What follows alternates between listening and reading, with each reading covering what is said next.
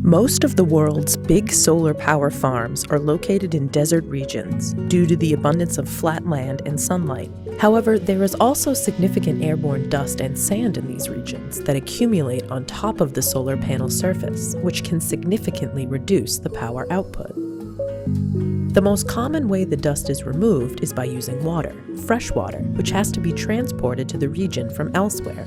Now, a team of engineers from MIT developed a new cleaning system that can recover up to 95% of the lost power output without using water. So we usually think of photovoltaics as a renewable energy source, but in reality, there is a significant water footprint associated with photovoltaic energy.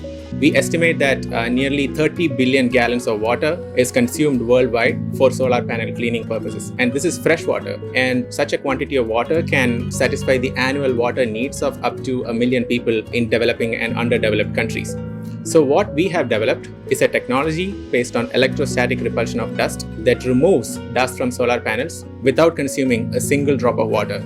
In their new system, they introduce a transparent conductive surface coated with aluminum-doped zinc oxide on top of a solar panel that charge and repel the accumulated dust particles on application of voltage. To apply the voltage, they have a robotically controlled metallic electrode that scans over the panel, charging and repelling dust particles off the solar panel surface to recover the power output.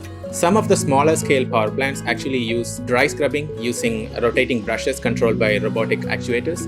But brush-based scrubbing without using water can cause irreversible scratching damage on top of the solar panel surface that can reduce the transmittance over time. So we truly need a non-contact way of removing dust from solar panels that consumes no water to make it sustainable. Electrostatic repulsion of dust from solar panels has the immense potential to completely eliminate the scratching damage due to contact scrubbing and also eliminate the usage of water to clean solar panels. The researchers have shown the success of their system through their miniature lab setup, but the next step, they say, is to scale it up and conduct actual field trials on solar farms. They are currently in the process of designing and fabricating larger-scale electrostatic dust repulsion systems that can be installed on existing farms so they can conduct studies to measure the power output degradation and recovery after employing their system.